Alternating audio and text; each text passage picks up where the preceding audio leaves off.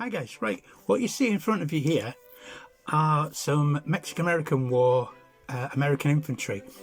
We've got marching at the front here, and behind them we've got advancing, charging, and there are some firing line as well. Now what these figures are oh, excuse me, frog in the throat, is I saw on eBay there was a chap who put them up to sell £75 with a bit of postage and packing, and he had 87 figures. There's not all 87 here, but I put these up and he sent them through, and I thought they are so great for me and they can be used and worked on. So if I show you, this is the way they came, like this. Look, chap had obviously black undercoated them, put some colours on. We've still got some dark browns on the faces and skin tones, as you can see. The same with some of the advancing charging ones again. Look, there you go. So that's the base wake that had been done. So what I then did when I got them is opened them up. They were all in great condition when the chap had sent them. Came very quickly for me, and I had about an hour's go on 6 of them, as you can see here. This is the same figures, as you can see, the same basing so far. I haven't added anything yet, but it's just the first 6 that I've had a go at, just to let you see what you can do with them. There we go. Put those down, bring up the other 3, show you the first 6.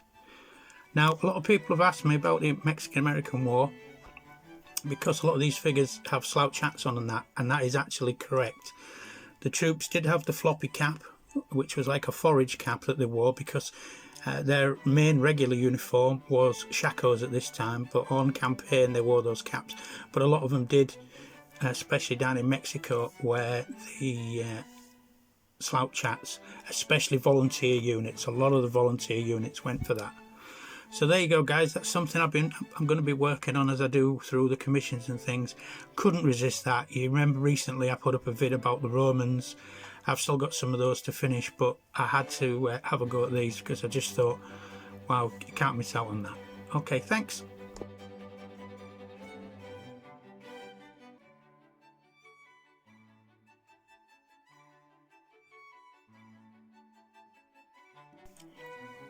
Okay chaps, the last thing I wanted to have a look at is something that I wasn't expecting to have a look at, but it was quite a nice surprise. As you remember, I just recently went to my friend John Martins, who did the game at Bosworth Battlefield, and I also picked up his Cape Wars collection that I'd done a video on. But what I also got out of his cabinets was some figures from a long time ago.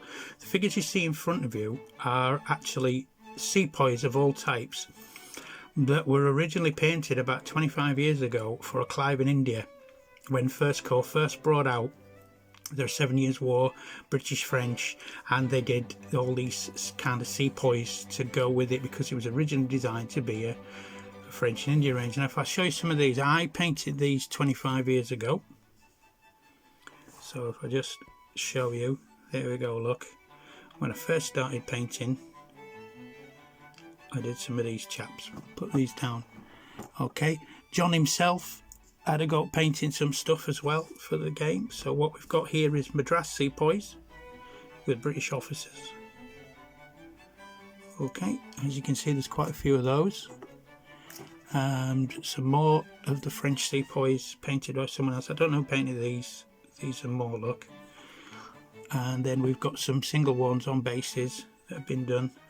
Don't know if I actually did these as well, can't remember. But what I talked to John asked me to bring them back, because what he wanted to do was he wanted to adapt these so we could use them for sharp practice, base them all singularly.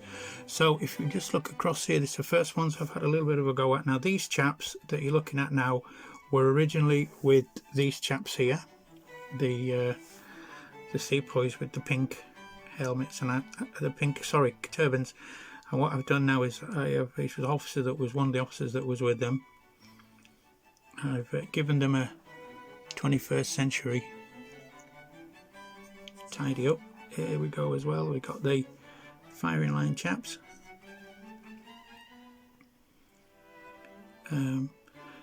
just again taking what was already there and put a little bit of work on your little short time, just to give them more of a modern look. As you can see, I haven't decided whether this is how I'm going to base them or not, but I'm sure that we'll come to a decision one way or the other. So there you go, guys. Another project that won't take very long for me, you know what I'm like, and just keep it happy for John. I don't know if we'll do these in groups of 10s, because they'll be used like militia for the sharp practice. So yeah, I'll probably do them in 10s for him. But another good project, something that's 30 years old and being retro revamped, and hopefully you see some games of it in the future. Alright, bye guys.